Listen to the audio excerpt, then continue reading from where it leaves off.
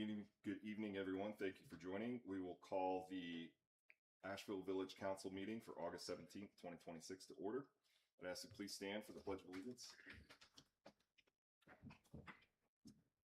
I pledge allegiance to the flag of the United States of America and to the republic for which it stands, one nation, under God, indivisible, with liberty and justice for all. Please remain standing for a moment. As the legislative authority in Asheville, we impact the lives of families, businesses, and schools. With such a weighty responsibility, we believe it is wholly appropriate to petition for help from a higher authority in the discussion, reflection, and dispensing of our duties as council members. Thank you. Go ahead and be seated. All right, do a roll call. Jesse? Present. Ron? Present. Jeremy? Here. Dave? Here. Daryl? Here. I am here sitting in for the mayor tonight. Now, next on the agenda is the approval of the minutes from the August 3rd, 2026 meeting. We do have a few corrections to make to those minutes. Real quick though, can we do the approval of the amended agenda? Oh, right. Can I get a motion to approve the amended agenda? Thank you, April. Do you want the ordinances read out or just to approve the meeting? Just approve the amended agenda. Okay. I'll make a motion to approve the amended agenda. Second. All in favor? Aye. Aye. All right. Now moving on to the minutes, I know there are a few updates that we'll need to make. One of those is that Dave Rainey is listed as excused. Dave was here last time, so we'll need to update that. And there are a couple where Dave, or I think at least one where Dave was on the roll call vote listed as excused. Obviously he was there. Dave, I think you voted with us all on everything. I believe so, yeah. So we'll need to make those updates. That's already been caught, yeah. Okay. Because on roll call it still says excused on the one I'm looking at. And then we also had April, you sent a note earlier today on the waiving second and third readings for 2026, 17, and 18. Yeah, I forgot to put in there where the motion was made to waive the second and third readings. It was done, it just wasn't in the Yep. minutes. Yep. And I sent you, so that will have to be corrected. Any other discrepancies anyone caught in the minutes? So then we just need a motion to approve the amended minutes. Is that correct? Or as corrected. Or as corrected? I'll make a motion to approve the amended amended minutes as corrected. Second that motion. Roll call. Jesse? Yes. Ron? Yes. Jeremy? Yes. Dave? Yes. Daryl? Yes. And I'm a yes. All right. We have some presentations, a few presentations tonight, so we'll get started with those, and we're going to be a little bit in reverse order, April. We're going to start with Ohio State, who has done a literature review of some peer-reviewed literature relative to data center infrastructure. So, gentlemen.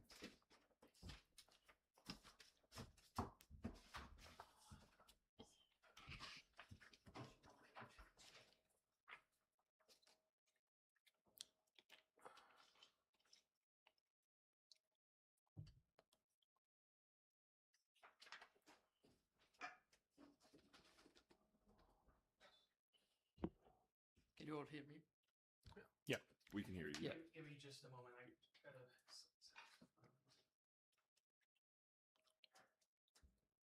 And I think we'll have to switch the input to bring your slides up. That's why I'm just letting them know what's going on. Should be there. Okay.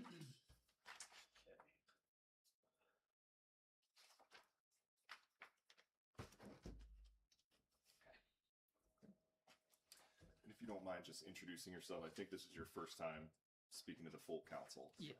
So I'm Ahmed Al-Halani. I'm a faculty at Ohio State University College of Public Health.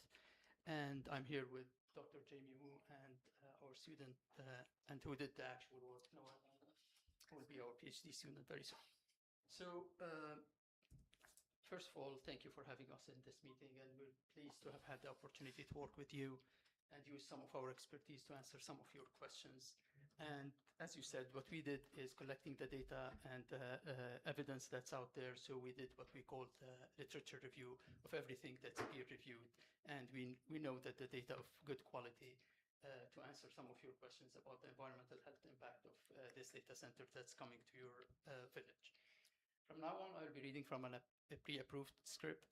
So my contribution won't be interpreted as pre or against this center, but as an objective intervention from experts.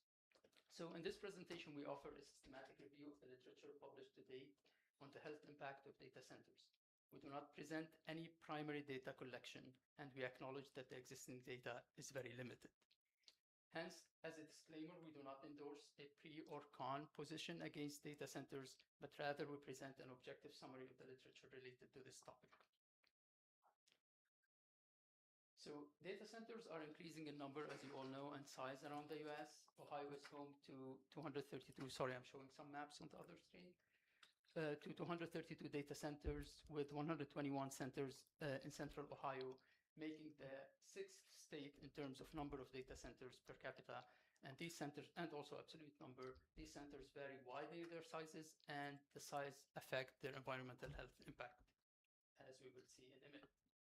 But before I go forward, I want to acknowledge Noah again. He did a heroic job just to collect the literature within the last 2 to 3 months.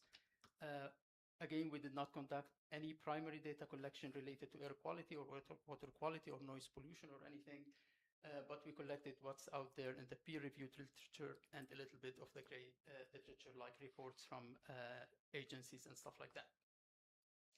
So, and the reason why we did this, we did not have time since we were contacted by your committee.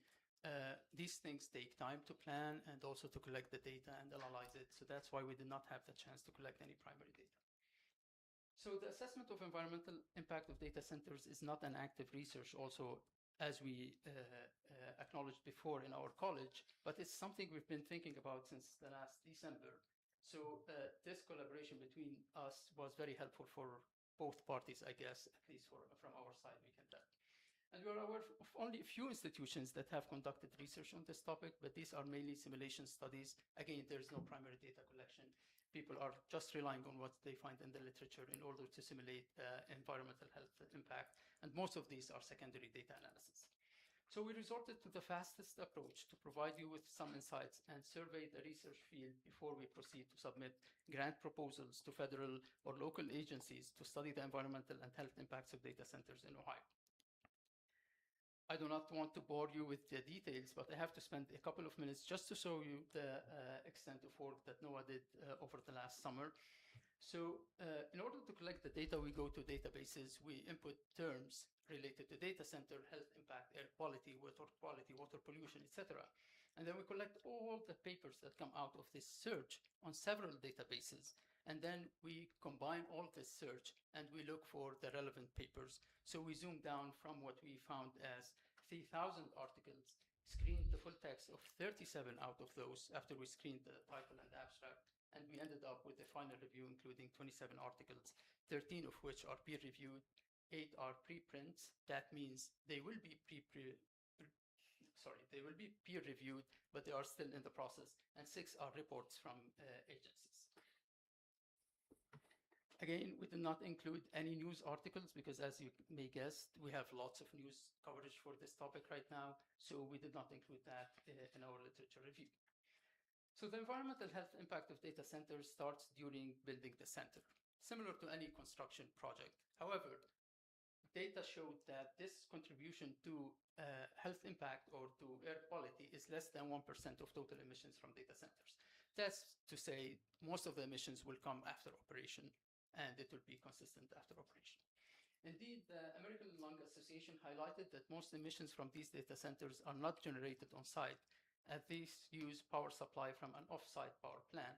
So you'd find in the literature more often that people are saying that the impact is coming from where the power is being generated, not per se from where the data center is established or operating. So this is not your case, as you can tell, because the data center in this case will have a power plant on site. So that will be a different story. You will be impacted by this directly. But we will have more nuanced information about this in the coming slide. So the American Lung Association highlighted that the main impact are due to PM2.5. PM2.5 is particulate matter that's smaller than 2.5 micron, which is very tiny size compared to human hair, and these tend to travel deep in your lungs. And nitrogen oxide, like NOx, we call those nitrogen oxide and nitrogen dioxide emissions, that these come out from the power generation. These are linked to asthma, heart attacks, stroke, and premature death. But again, we have a principle in our field that dose makes the poison. So it's not sufficient to say that we have PM2.5. We need to know the doses and how much people are exposed to in order to say that this is leading to these health effects. So a series of very recent papers highlighted that the intensity of emissions of CO2 or carbon dioxide from data centers and found that the range is 345 to 600 kilogram carbon dioxide per megawatt hour. And this is affected by the fuel mix, and that's where the discussion will be nuanced a little bit in the coming slides. Are we relying on diesel generators or gas turbines and other power sources? And also it's affected by the topography of the geography, where the data center is located. Is it upwind or downwind from the village, and other discussions like that. So most of the data exists so far on diesel generators. And diesel generators around the nation are used as backup power source, not as the main power source. So most of the simulations and the secondary data analysis I talked about at the beginning of my presentation relates technically to when they operate their diesel generators. A recent study showed that the ambient nitrogen dioxide was increased by 10 to 50 part per billion by volume. This is just a unit we use to measure emissions within 2 kilometers downwind. In comparison, a gas-fired generator will emit 1/5 of this amount. But in both cases, these are below the threshold of the National Ambient Air Quality Standards of 100 ppbV in 1 hour. But again, I will caution you that this is simulation of 10% of operating these diesel generators as a backup power source. So it's more useful to look at the emission rate. But again, if we look at that, the gas-fired generators will emit 1/7 of what the diesel generators will emit, and they will emit much less particulate matter in this case, way less compared to diesel generators. Again, this study is a modeling study, and no actual measurement or primary data collection was conducted. Another study focused on linking diesel generator operations to health effects. The study estimated that 14,000 asthma cases could be attributed to these generators, with 13 to 19 premature deaths. Premature death is when people die before the average age in a given nation. In our case, it's 70 to 75. And these, if the generators were operating at 10% of their level, when they did the estimation when they have full operation up to the permit, they found that this will contribute to 60,000 asthma cases with 1,300 premature deaths. The authors noted that the effects are not confined to the vicinity of the data centers and could cross into neighboring communities. The study also estimated the economical burden per household. And again, this was affecting the more vulnerable households of lower SES. A similar analysis of gas-fired generators does not exist to the best of our knowledge. So this information, we understand that it's not relevant to your case again. We then shifted to look at water usage, because we know that these data centers consume a lot of water to cool down, and also during operation for energy generation. So we found that water needs depend on size, cooling technology, facility technology, and location. In your case, the data center will use a closed loop cooling system, so that changed the discussion a little bit. We're not having water that was used with refrigerant in the system being dumped back into the water circulation. This is a closed loop system. It's a higher technology, so it might be a different story here.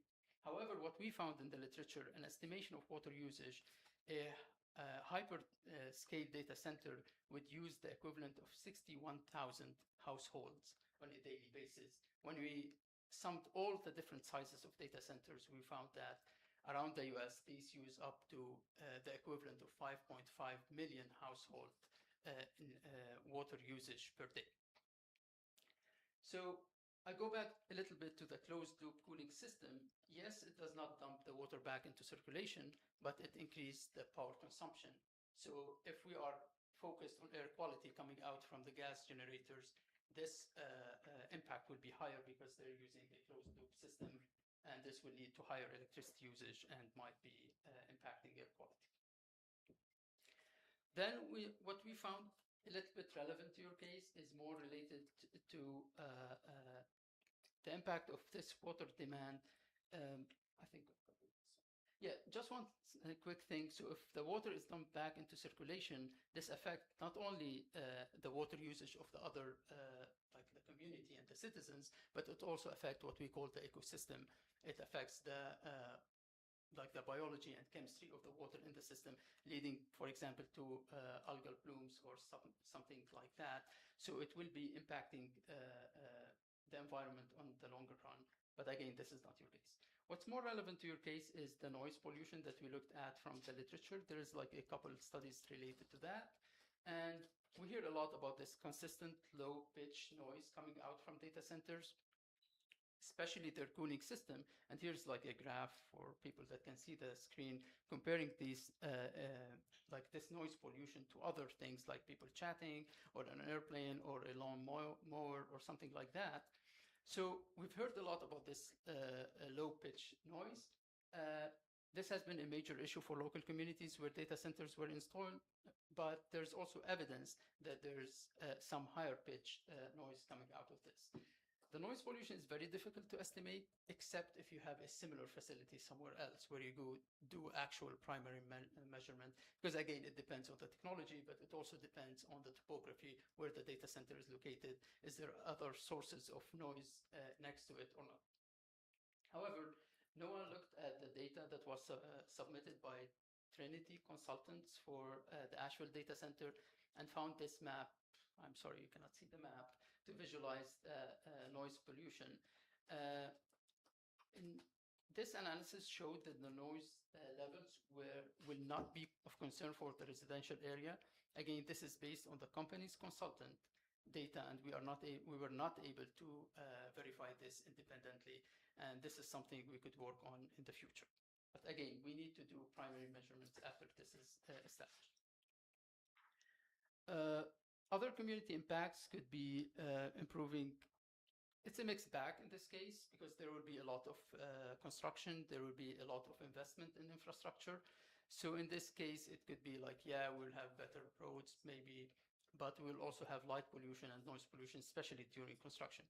On the flip side, the rural landscape will be lost and you will lose some green space. And these things like those data centers are not the prettiest thing to be built. The current hurdles that we face as independent researchers and experts, and also as community members and councils, is if we want to look at the environmental health impact of data centers, especially in the absence of primary data collection, we need more transparency from the companies that will benefit from these data centers or that will build those for their own computational needs. So communities, especially disadvantaged ones, should have access to the data generated by these companies as part of their permit procedures as early as possible to have an educated say on the matter, not in the last minutes. And communities and their partners do not have the huge resources needed to conduct all the health impact studies, and the burden should be on the resource-rich companies who will benefit the most from these data centers. If you ever interacted with academia, this is like a very big machine, but slow machine. So if we were to do this, we need to apply for grants and wait 6 months until we get the grants and wait to plan for the project and start it on our own. So I'll finish in a couple slides. As I look to the future, based on the literature that we found and based on our assessment, we need to mandate the electricity to be generated and used for data centers to come from renewable sources. In your case, it's coming from a non-renewable source from a gas turbine. And we need to improve planning and zoning so these data centers are not very close to residential area. We need to also ask companies to continuously monitor the air quality, the water quality, and also noise pollution. In parallel, funding agencies should make resources available for communities and their partners to collect these data to protect public health.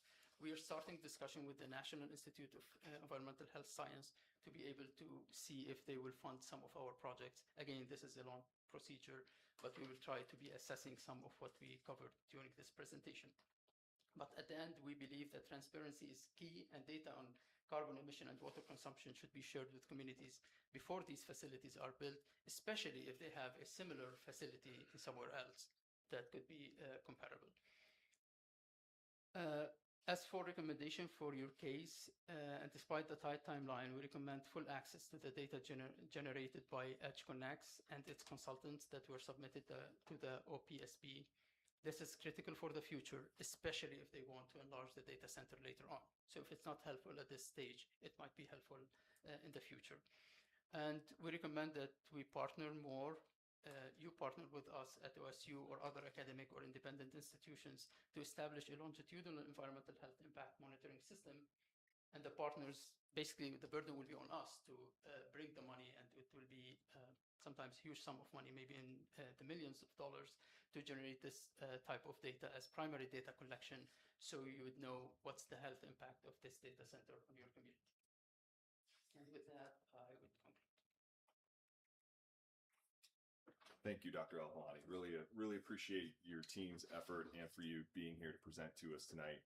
I'll open it up first to council. Any questions that anyone has? A very basic question. Can we get a copy of that slide deck? That's why I was reading from a pre-approved script.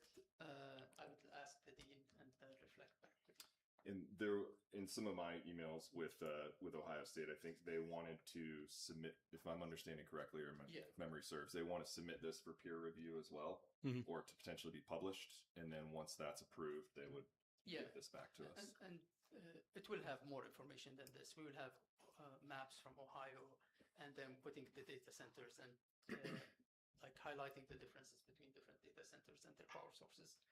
So that will be shared with you whenever it's submitted for publication. Thank you. Other questions? Okay, I have a couple. So you mentioned you went through the studies of diesel generators and the magnitude of impact as far as cases of asthma, cases of deaths, etc. You mentioned that no similar study exists for gas turbines. In your literature review, were you able to come across a peer-reviewed sort of scientifically accepted way to normalize the impact moving from diesel to gas? I would say no, because as I showed in the rate of emissions, it's totally different, and even the technology is different between the two generators. So I don't think there's a factor, correct me if I'm wrong, there's a factor of correction that we could use from diesel emissions to gas-based emissions from a power generator. Just to parrot that back to make sure I understand. So diesel is more well-studied, kind of have that impact, but as of today, the similar studies don't exist, so we don't have enough information to apply a correction factor from diesel to gas. Yeah, exactly. Because but you would expect it to be less given the overall emissions. Yeah, and given that peer-reviewed study that we covered. But diesel, we have more data because it's used more commonly in generators and backup generators. That's why we have more data. Yeah. Compared to like a gas turbine would be like a huge setup and in one place, so it's not that as common as the diesel generators. And did I hear you correctly? You said it was a fifth or a seventh, like yes, less the rate of emission of nitrogen oxide is versus 1:7, gas to diesel. Okay. and the PM2.5, PM2.5, based on that study, is much lower. Okay, thank you. But I think we discussed before, like in my first visit, that it depends on the length of the stack and also like the wind circulation and dynamics. So all of this needs to be collected from primary data collection to have a better idea. And that's on a relative basis, right? So that doesn't account for the size or total emissions of the facility, right? But in general, a gas facility of the same size to a diesel facility would generate 1/7 less nitrogen oxides, 1/10 PM2.5s. Is that? Yeah. And that's again a simulation study. So Simulation. it's not Like a like primary gross data collection. generalization. Yeah. Yeah, gotcha. So it's modeling. It's like few Right. assumptions that go under the numbers before they presented. The point I'm making there just is the size of the facility matters, right? Yeah, of This course. is Yeah, for the yeah. for the overall, Yeah, right? definitely. And then you mentioned on the water usage, 61,000 gallons each per day. That was an average per facility for hyperscale facility. Yeah, that was Yeah. for hyperscale facilities. Got it. But that was on an open loop, not a closed loop, correct? Yeah, open loop. Yeah. Okay. So actually, we don't know much about the closed loop, and just frankly, we have never been in a data center, so we don't understand the technology perfectly. So when do they change the water in the closed loop will be critical to know. So because it will have the same impact from the Yeah. open loop, but maybe dumping more water into the circulation. So we don't know that technical detail properly. No more questions? Okay. All right. Well, again, thank you, gentlemen. I really appreciate all the time and effort. As you talked about the primary data collection in the future, we have discussed as a council that we would be interested in partnering with Ohio State for those more primary data collection type of studies. Obviously, with the variables of what would the cost be to the village and things like that, but conceptually, at least, that is something we would be interested in partnering with the university in the future. Yeah, I want to conclude that we really appreciate the opportunity to work with you, but I want to highlight that there might be no cost to the village if we were successful to get a grant. So it will be just a collaboration, and we will take the burden of having the funding. That'd be wonderful. Thank you. Thank you, gentlemen. Thank you. So much. Thank you. Okay, next we have GAI, who we will have a Teams meeting with, and they are going to discuss their review. Uh-oh, we lost power. Yeah, laptop battery died. Uh-oh. Pause. Pause. Once we do have this up, we'll be reviewing the noise study and air modeling review of EdgeConnect's submission to the Ohio Power Siting Board. GAI did a review of that. Do you need me to? Can you just pop it onto mine if I jump into the Teams? I don't know if I have to let you into the Teams. Okay, You could try. let me try. Could I ask a question? Sure. Did I miss something, or was something brought up about the noise, or the light affected with it? Did I miss that part? No, we're saying that there will be light pollution during the construction, and if they use lights just around the facility, but it won't affect you as they start operating. The more concern is for noise pollution.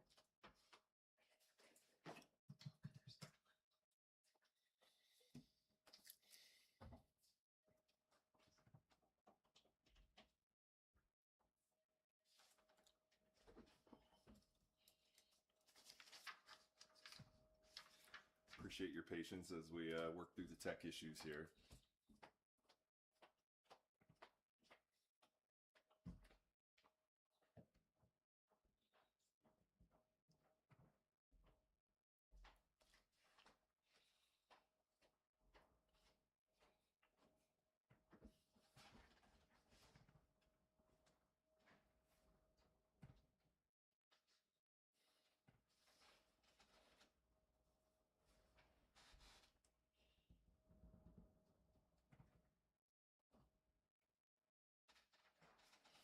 Always seems to take the longest when you're waiting.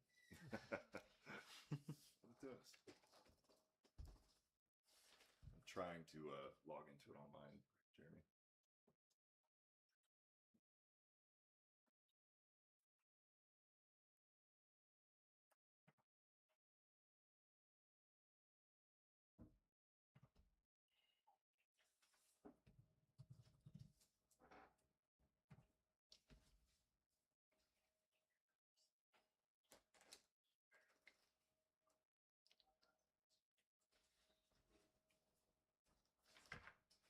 I think it is going to make you let me in, so that will not help.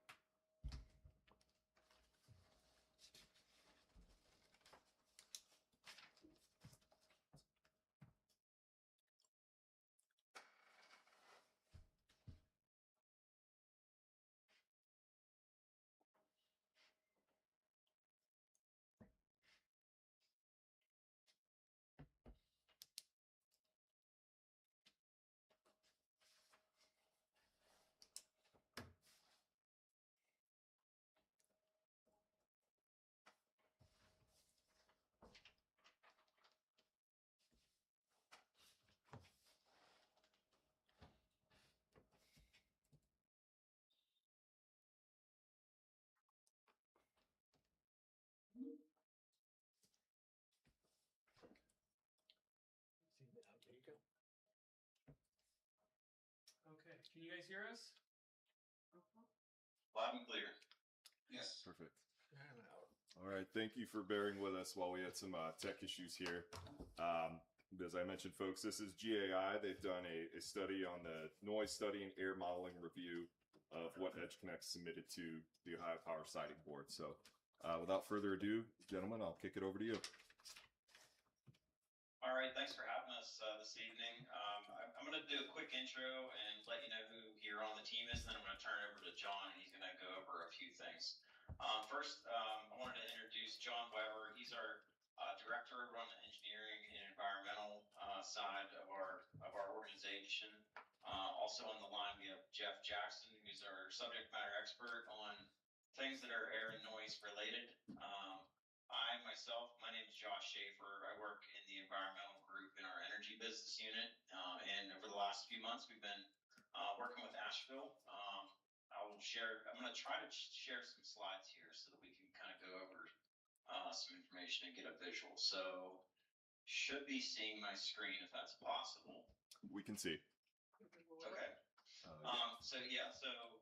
Thanks for having us here today. We're going to give you an update on kind of where we're at and talk about next steps. And without further ado, John, I think I'll turn it over to you and we'll go over some agenda items. Thank you. Yes, and as Josh said, my name is John Weber.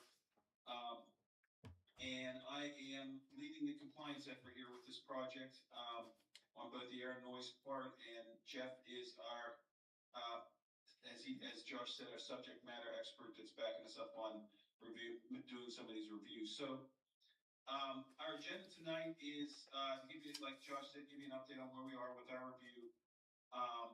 And really when it comes down to reviewing the two items you were looking at that have been submitted to us and eventually I assume will be submitted to an agency is really looking at the air permit application and the noise study. So from the air permit, and for both of them, really, what we would do is, what we're working through right now is what any agency would do if you get an application, right? First, you're going to do what a lot of agencies call it administrative review or completeness review to make sure that what the representatives of this proposed project, this proposed data center, making sure that they have included everything that needs to be done for the analysis and for the application. And then the second part of what we're doing is getting really into the technical details of it. So really, that's really what we've been working on here intently here over the last couple of weeks. We have a lot of details that we're putting together into a letter report for you and for your review in more detail. But of course, with tonight, with the time we have, we'll go through some of the higher level things and open up for questions that you may have. Feel free to stop us throughout if something jumps out at you, or we're happy to answer any questions at the end. And then at the end, we'll talk about what the next steps are to finish this out for you and how we can support you down the line if needed. Get to the next slide, Josh. Jeff, I know you're fighting a cold a little bit. Are you able to talk a little bit about what you've reviewed for the noise study so far? Yeah, I can talk a little bit about what I've gone through and seen. So I have gone through the sound study as it was submitted for review, and sorry. There's a couple items that I think we're going to be focusing on and asking for probably, or we would recommend asking for further clarification on. For example, construction-related sound. There's minimal discussion about what their plans are for construction. Are they going to plan on doing only construction during the daytime, during normal construction hours? Do they plan on needing nighttime construction considerations? Whether or not this was considered is not well documented in the report that they sent to us. Not that they didn't do it, it's just it's not documented, so we might need to prod in that a bit more. There's some information in there about sound levels at nearest property boundaries. They give some points, but there's some zones that may be more of interest than just a single point. There was an item that I came up, that I added to the list here for long-term operational, sound impacts due to any, traffic increases to this city being there. Not really discussed. It's, it's just kind of an I dotting and a T cross kind of thing. Jeff, you broke up a little bit there. I don't know if everyone else heard that, but Jeff was talking about the potential noise impacts from additional traffic at the site, and that was not specified as to what there could be in addition, additional traffic in the document that we had. Yes, that's correct. Thank you, John. If I'm breaking up, just let me know so I can repeat myself. The description of noise-sensitive areas was a point that would probably need some further clarification. There's some points given, like nearest receptor, which, some of these do take into account, what is asked for, but there's the nearest receptors aren't always the most impacted receptors. So there's some needs to potentially dive more into what the noise sensitive areas are around the site and exactly what the impacts are for all noise sensitive areas around the site. Noise mitigation measures, there was some minimal detail in there.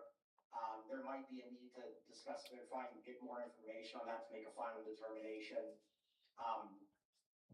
The ambient sound level baseline measurements, there were just some questions about, how it was done. Not necessarily that it was done incorrectly, it's just that there's going to be some requests recommended for clarification on the methodologies. And just the overall sound level impact analysis at the end was sort of lacking a little bit of detail that we would like to normally see whenever we're either writing these ourselves, submitting them to agencies, or reviewing them on behalf of another party.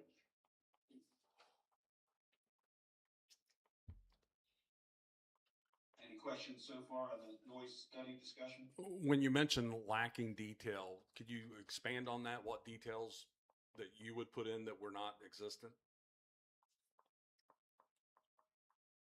Was that related to a specific item or overall in general? Just in general, when on your bottom thing where you said the impact analyst, it was lacking detail. What details would you normally put in that you believe that it was lacking? Yes. So, like for example, for the last bullet point on sound level impacts. So the map that was presented shows the sound levels as they radiate out from the source, and it gives a nice isoplex which shows that. However, one of the things that is often considered is what are the existing sound levels and what is the actual differential by adding these. For example, there might be an area where you say, yeah, it's only impacted 50 decibels at this point, but if the current sound level is only 45 decibels, for example, then that would be considered an impact that the human ear could easily identify.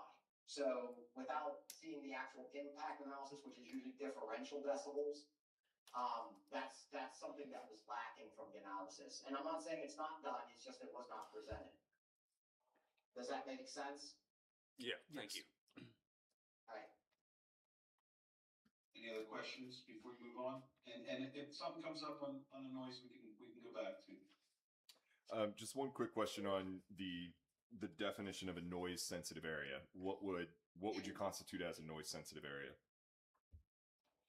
You want to go through this, Jeff? Sure.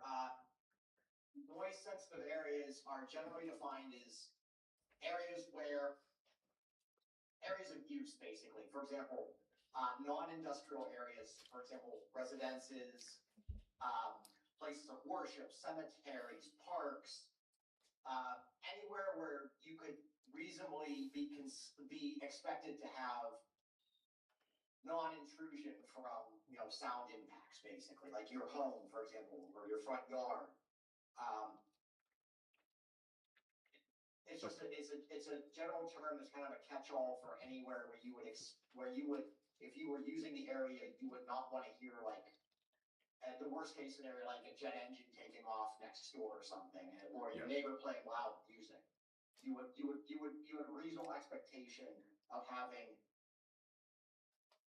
reasonable sound levels there. And sometimes those are set by ordinance, and sometimes they're just set by what is currently ambient. Yeah, Thank you. And that goes back to the last question, Jeff. If, obviously, the noise study is going to be looking at what the ambient environment, define the ambient environment. And one thing that we didn't see from this noise study is that there was no discussion of what that increase would be, right? You're obviously there's an existing noise environment, daytime and nighttime. And now once this site is in operation, if there's a perceivable increase in noise, in the sound coming from that, in addition to all the other sources that are already existing, that's where you're starting to define an impact. And that was what we didn't get clearly out of this noise study that they did. They gave us the decibel levels. That doesn't tell the whole story though, right? Got it. Thank you. All right, why don't we move on? So I know last week there were a couple days where we were asked to hold off on working on this for some different items. So when we get to the air permitting, we're still in some of the review process of it, but we'll hit some of the higher levels of where we are with that.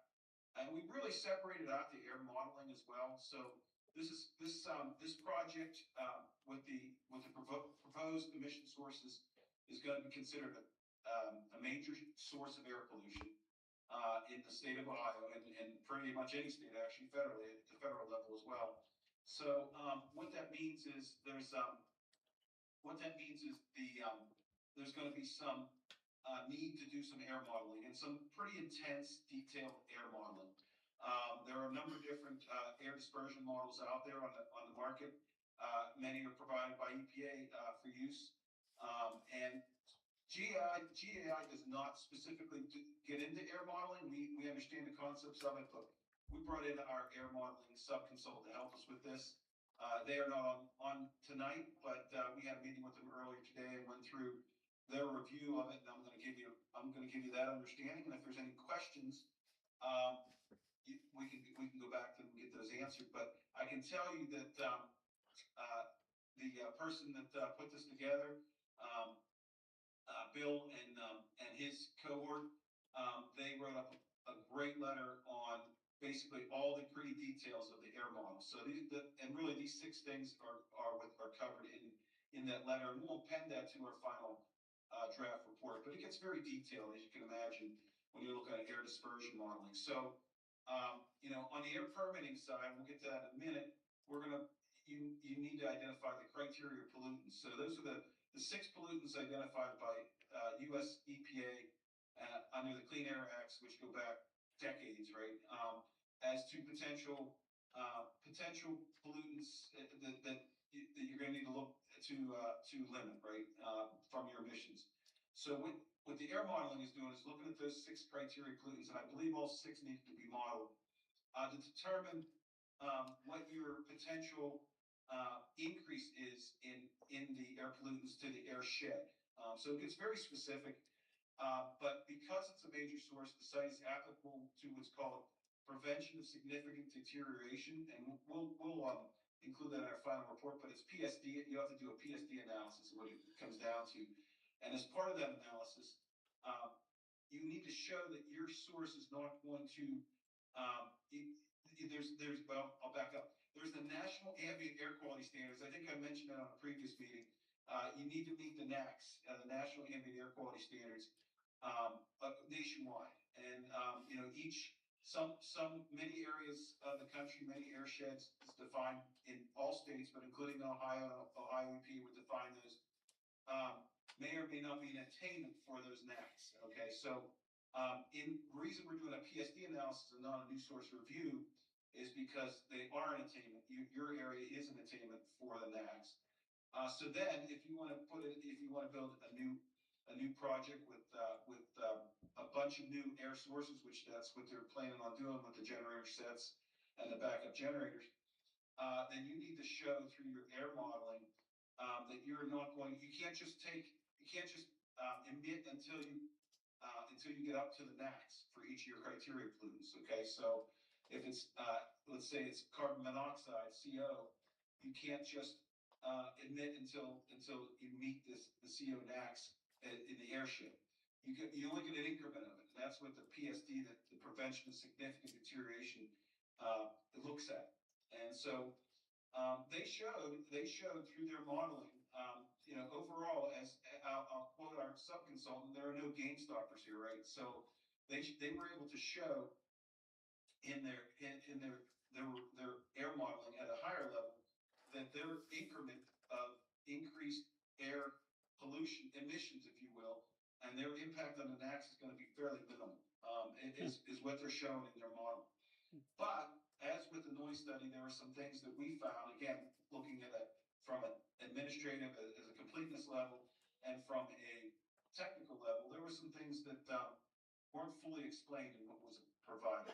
And we did not have, I know our sub-consultant said we did not have all the modeling files. So,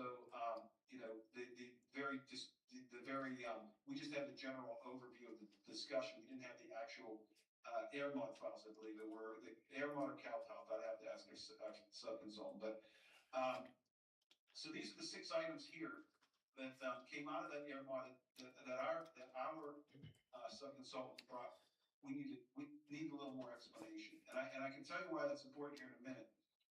But one of them is variable load operating conditions. And what that means is you got several, and we're talking about the bigger units, the generators that are the main concern. They also have a number of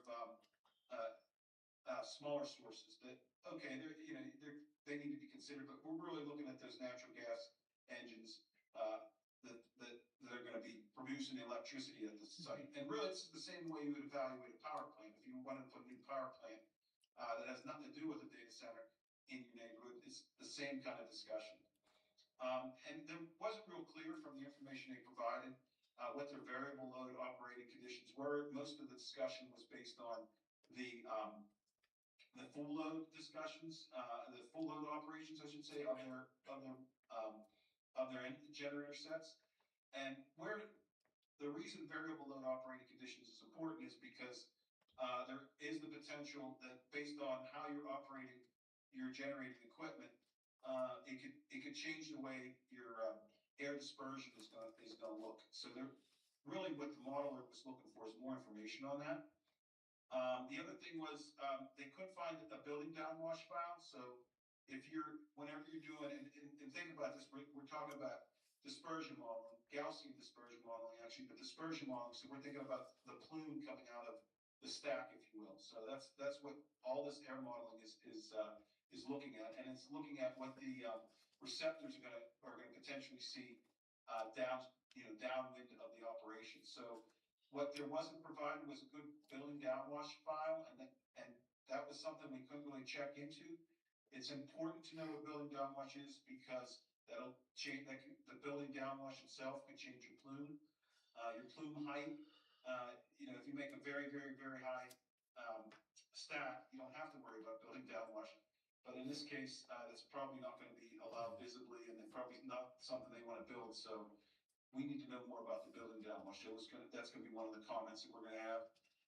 The receptor grids, they provided where and what the increases in the NAAQS, in the emissions, in the air quality was going to be for those criteria plumes on the receptor grids, which is basically showing where the receptor, basically picking locations on the plume and showing I heard earlier a presentation about micrograms per cubic meter, looking at a concentration of what that would be.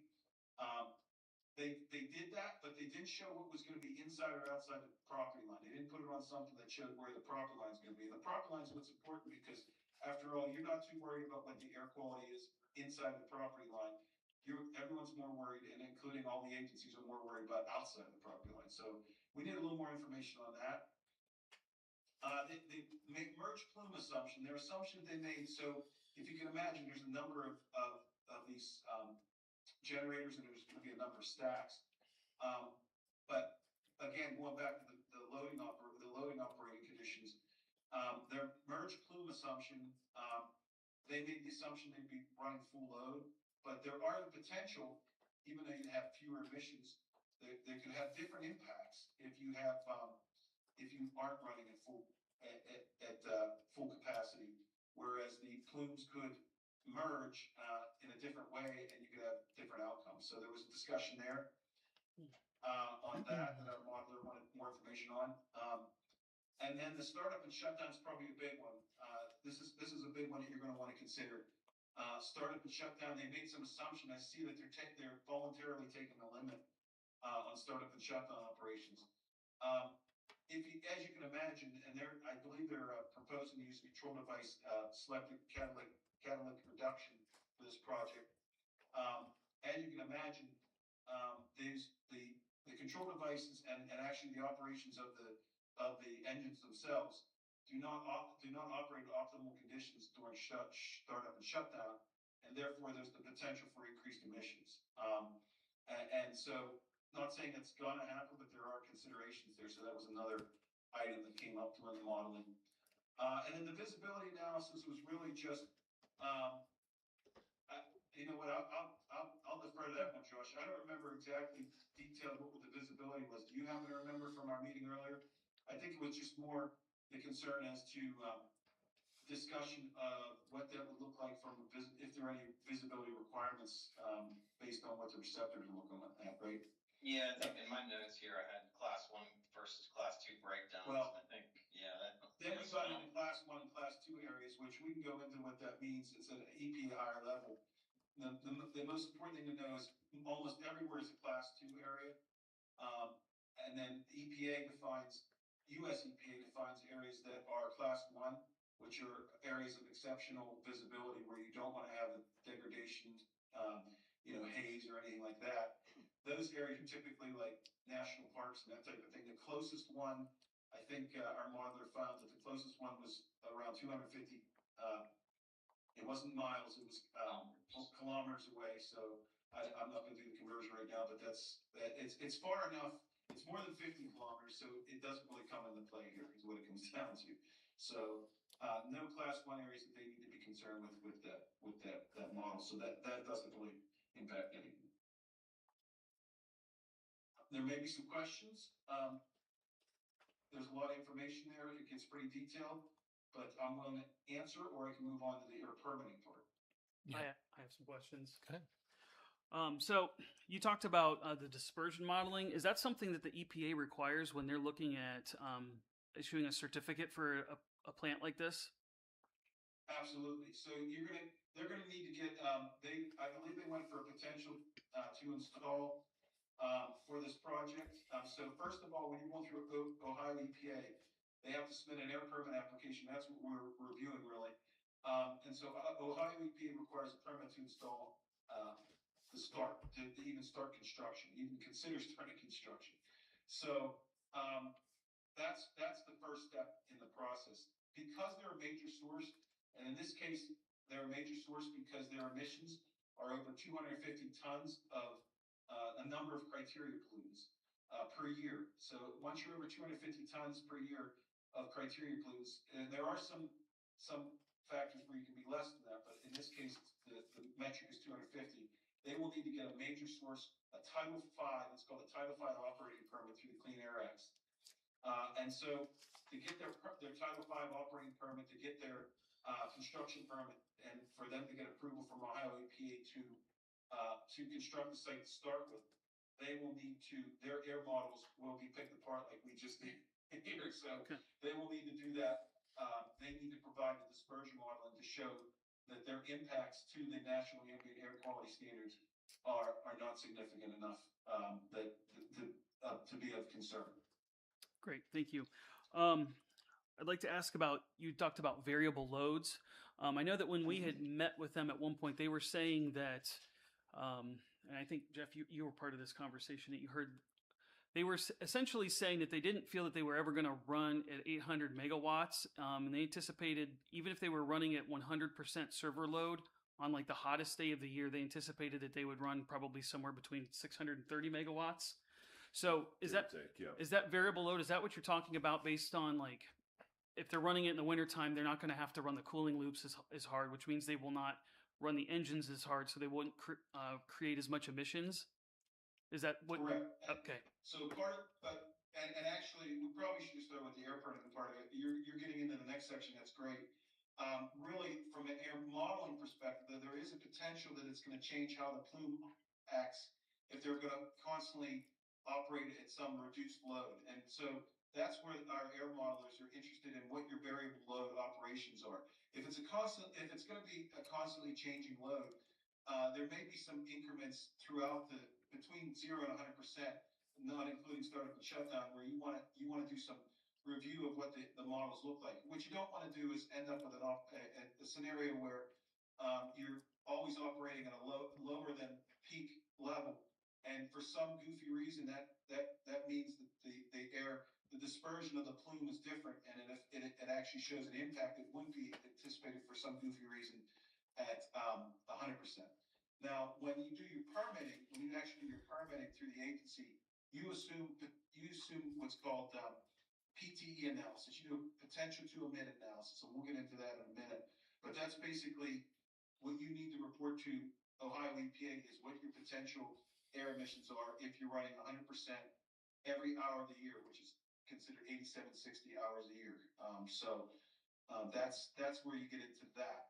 So that's why we separate this out, the air modeling and the air permitting, because they're kind of two different animals.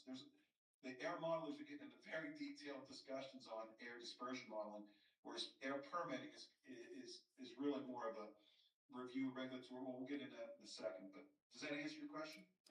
It does. No, I'll probably have some more questions about it, but I'll let Absolutely. I'll let you go ahead and say what you're going to say, and then maybe you'll answer my questions and what you're going to talk about. And just to clarify, that was the discussion we had at the open house with the Correct. engineers Yes. from EdgeConneX at the open house at the high school. Yeah, sorry I didn't make that clear. Thank you for. Sure. Yeah, I had a quick question on the building downwash. I think you mentioned that may be potentially preventable depending on the height of the stacks. Is there any indication of how high they would need to be to prevent that? Well, to prevent it, Jeff, remind me on that. I'm going to say 2.5 times the diameter of the building, but that's a rule of thumb. That can be modeled as well. The whole thing is we didn't have a good building downwash data set, so our reviewer couldn't review the downwash. Typically, your downwash is probably not going to have a whole lot of impacts, especially not far away from the site. The building downwash, it could have impacts closer to the site, right? So you would have to do an engineered stack height analysis to determine exactly how high you'd have to be. Really, it doesn't matter in this case. What matters is there building downwash, and how are you showing that it's not impacting anything? And they didn't give us a good file for that, so we weren't able to do that determination. Typically, your building downwash isn't going to be all that horrible unless you have unless you have a stack literally on the ground next to your building, right? So, yeah, I think but we just couldn't do any analysis with that, so that's why that's on the list here. What you said, John, about 2.5 times the height is generally, like you said, generally the good rule of thumb. There are some changes to that, whether you have, whether you add a blower motor on it and increase your stack height. Well, yes, 2.5 is your number. Yeah, there's some tricks to the trade that you can add a blower to push the emissions out the stack higher. There's a lot of different. Again, we just couldn't analyze it because they didn't have any building downwash files. Okay. And just to go back to something that was said earlier, you guys pretty familiar with the EPA and how they do things, and I appreciate you going through this with a fine-tooth comb. But in your experience dealing with EPA, they're going to do the same thing you're doing right now, correct? They may get more detailed than us in some areas. They may be looking for some different things. One of the things that they'll do is they'll elicit public feedback. So there'll be a public comment period. And you know what? Don't quiz me on how that would be handled with Ohio EPA. Typically, for a project like this, for a Title V major source, I would think there'd be a public hearing, but don't quote. I looked that up 3 months ago, and Jeff, do you remember? if there would be a public hearing with this, I would assume there would be. Yes, there's an option for a public hearing and then it's usually exercised. One of the things the EPA might do, head of EPA or US EPA, they have access to a lot more data than we do as well. They have an entire hairshed model of the entire United States. So they would probably take this and drop it into that model just to see what the overall impacts would be too. But that's data that we do not have. I do not believe at our disposal, but it might be. Well, would have to do a little bit more. Would have to get. Well, the other thing is too. Yeah, that's a good point. And one thing we didn't talk about here. When for example, our subconsultant, when they're doing their air dispersion modeling, you need to have a lot of information to do this in the first place, right? And so the folks that provided this air model to us that we reviewed, they should have one of the things that they need is good meteorological data, right? So you need usually it's at least a year of good meteorological data to crunch in the model to make it worth anything. So that in itself takes a while. Now, if you're in a site where you don't have something, a nearby projects or something like that, and you don't have good met data, then you're going to have to spend some time getting that met data, and that can take a lot. That can take as long as you think it is, a year. So, maybe there's an airport or somewhere else you can take that. Our modeler didn't have a specific comment on that. That's one of the things that you have to consider. There's a number of other things that, like Jeff's saying, EPA has access to that we don't, based on a surface level review like this. If we were doing it ourselves, we would definitely be plugged into that and maybe going out to research some of that as well. Okay, thank you. Absolutely. Go ahead and continue on. I want to ask something about the startup and shutdown, but maybe you'll answer that question too as you go through. Yeah, and on the air permitting side, so we talked about some of this, but some of the presumptions related to what we're working on right now, reviewing the air permit, is some of the presumptions related to operation design of the generator set. So really, what's good practice for them? In this case, they are applicable to the new source performance standards. So there's federally in the Clean Air Act, the two things that always jump out when you're looking at any proposed source is, are they applicable to the new source performance standards, and are they applicable to the NESHAPs? NESHAPs are the National Emission Standards for Hazardous Air Pollutants. So I mentioned criteria pollutants. NSPS, New Source Performance Standards, apply to the criteria pollutants. The NESHAPs apply to the hazardous air pollutants. You might say, what's the difference? Well, criteria pollutants primarily are result in smog and those types of things that can obviously have its bad impacts on your health. Hazardous air pollutants are more specified to potential carcinogens, looking at air pollutants that can cause cancer. So based on that, there's this whole, the Clean Air Acts have, the National Clean Air Acts have the NSPSs and the NESHAPs that basically spell out for each type of source what your standards need to be. And you need to meet those standards at a minimum. You need to meet those standards just to come in the door, right? So in this case, we're talking about national fuel gas generators, and obviously there's an NSPS for those and a NESHAP, and that's spelled out in the regulatory analysis, which we're reviewing right now. I wouldn't say we're done with that, but we're looking through that. Our first review it looks okay, but there may be some other things that come into play, and we want to provide it for you in our final report. But some of those presumptions of what those generator sets are and what we need to consider come into play there. Also, the other associated equipment. So there's going to be other emitting sources that are out there, and they did include some of them. I see they mentioned some of them where it's as insignificant, and I want Jeff, we need to check on that to make sure that those sources can be shown as insignificant. I believe that they called the emergency generators insignificant, which was a little bit of a surprise to me. We'll check on that. And maybe the reason is because you can only run an emergency generator so many hours a year based on EPA requirements. unless you're in an absolute long-term emergency situation, which doesn't happen very often. I mentioned the regulatory review, and I also mentioned earlier the potential to emit. So really, that's how you get started when you want to put together an air permit application to an agency. You need to determine what the potential to emit is, and that's running every air emitting, every air pollutant emissions source, 8760, 24/7, all year long. Not considering any, just running it completely the entire time. You end up with your total emissions per year, per criteria pollutant, per your HAPs, your hazardous air pollutants, and also your greenhouse gases. And that's what they spelled out. We'll review that potential to emit. We're working on that now, and we'll have that. Anything that we see as as an outlier or something that doesn't make sense, we'll certainly point that out on our final draft report. And of course, your potential to emit.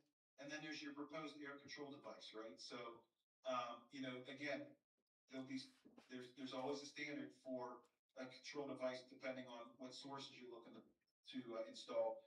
And they are proposing SCR for this one, selective catalytic reduction for the generator sets. So we'll be, we're reviewing through that as well. But that's obviously your control device. You want to look at what percentage decrease in emissions your control device is going to allow, so that you have your emissions out the stack aren't uncontrolled, and that's where the rubber meets the road. They're going to want that control device to work well too, because they're going to put some money into it to make it work. So they're going to propose something. They're going to demonstrate it. They also are applicable to a number of requirements for those control devices. There's a BAT analysis. It's not the animal BAT. It's the best available technology analysis that I saw them in there for the Ohio EPA is going to be pulling apart. And that's to show that you're using the best available technology for that control device. There's also, as part of the NSPS and the NESHAP requirements, there's BACT and MACT requirements, which is best available control technology, maximum available control technology. And we can explain all that in our draft report. But again, it's all the Ohio EPA is going to be reviewing all that to make sure that what they're proposing for a proposed air control device meets the requirements of the new source performance standards and Ohio law, Ohio state law. And in our final report, we'll give our professional review of that as well, from, as I mentioned before, an administrative and a technical standpoint. Great. So that was a lot, but I wanted to kind of get through all that. But I'm willing to. I think we don't have anything else, Josh, right? Other than laying out our next steps, right? So I know that's correct. Took a little while, but we're here to answer any questions you may have at this time, and then we want to talk about how we can wrap up this part of our review with you. Okay. Yes. So you had said something about startup and shutdown. Assuming that they were going to, because they're being permitted based on running at 100%, but it's not going to seem likely that they're going to ever run at 100%. I mean, 800 megawatts, at least from the conversation that we had with them, which means that they're going to have probably one that may or may not be running at any specific point in time. And if they're, depending on what their server load is, because from what I understand, they're going to be actually, because they don't have any diesel backup generators, they're going to be feeding into a battery containment system. So is it likely that in times where they don't need as much demand that they down cycle the engines so that they're not shutting them down, or is it typical that they would just shut them down completely? Well, I can tell you one thing that they assumed in their analysis. I'm looking for it right now in the application. They assumed that they were going to try to minimize the number of startups and shutdowns. And I think the one thing I didn't mention earlier that our modeler pointed out as well is he was able to model some of the startup and shutdowns as part of, or review their modeling of startups and shutdowns. You want to minimize those. So what his comment was is, hey, GAI, make sure that you mention, which now I'm glad you brought it up, but what we would have in our final report for sure, that whatever they model for their startup and shutdowns and showed what those emissions are going to be, that should be a condition of their air permit. So again, and that's why I wanted to bring up, we were talking about the air permitting process through Ohio EPA. That's why I want to bring up the comment periods, because that's an opportunity there to comment on their air permit application to say, hey, Ohio EPA, we need to make sure we minimize their number of startups and shutdowns. You want to make sure they're documented, those type of things, right? So that we minimize how often they do that. Because what you just said is they're telling you they're going to run at a certain level, right? Once they get their air permit to do whatever they want to do, to whatever that potential to emit is, there's nothing to say that they're going to limit their operations. You're exactly right. They may come in and run 100%. They might run 50%. They might, if they're generating electricity they don't need for the data center. I can tell you right now, this is definitely my professional opinion, but I don't think there's anybody in the contiguous United States can disagree with me. There's other data centers that need power too. If they can find a way to, once they go through the process of getting themselves on the grid, there's no real reason why they need to limit themselves other than a permit condition. So they can tell you they're going to run one way or another, and they might for a little while, but 6 months from now, they might see that the price of electricity is just too darn exciting, and they might decide they want to run a little bit more. So, Ohio EPA is going to approve their permit for what they propose and for their operating scenario. And that's why we talked about, different operating scenarios. That's why we talked about startup and shutdowns. And look, that's your opportunity with Ohio EPA, is working with them to get permit conditions in there to limit what they're able to do with operations such that it reduces emissions. I'm glad you brought that up, because if they would happen to get on the grid and they want to sell the energy, we've put a fence around Asheville. We make money if they do that. So that's not something that we're going to poo-poo all the way. Right. But we want to make sure that it fits within the safety needs of the EPA. Am I correct on that, Bert? So that's, if they go on a grid and sell electric, they have to pay the Village of Asheville money for that. It's not so much So that. a when they go lot on of the grid. times, if that's your plan, there's rules around that, and it's often permit conditions as in addition, in order to say you can operate so many hours a year selling back to the grid as well. So there's often permit conditions in there that will say, like, you can do this or you can't do that. And there's other considerations. So that'll probably. Well, that happens because you can't act as a utility, so there'll be some requirements through, and it'll probably be the power siting board again. But they can always go back to them and get approvals to sell to the grid.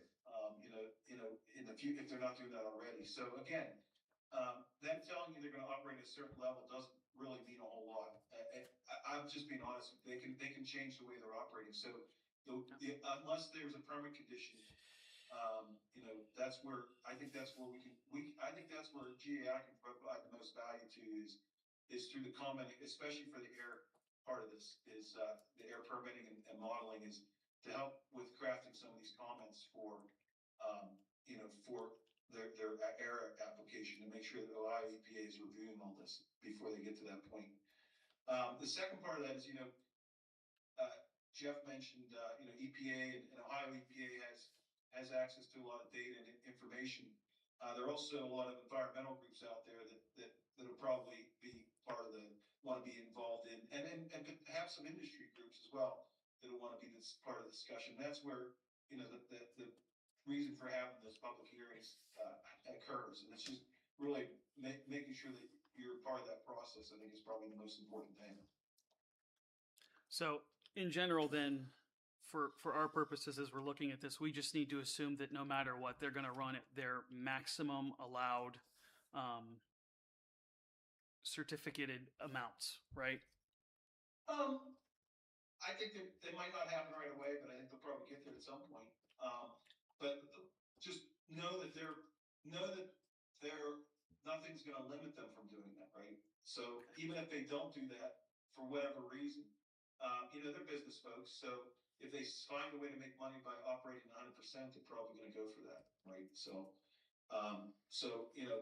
that's, But that's why we're looking. Predict where they're going to end up, but there's also no way to say that when they tell you they're going to only operate 80%, that's only as good as the first maybe 6 months, right? And then there's nothing going to prevent them from changing their operations. Sure. But in your findings, you found that they're showing that they're going to operate at 100%. Is that what you found? No, they're not showing anything. What they have to do with the air permit application to show what their potential, the PTE analysis, they have to show what their potential emissions would be if they operate 100%. Okay. That's where you start the permitting process. So that's all considered, and that's where some of the modeling we weren't given some of their operational loading conditions beyond 100%. So we don't the modelers wanted more information on how they were going to potentially use their generator states too, maybe a couple scenarios, for example. And we'll put that in our final report and spell that out.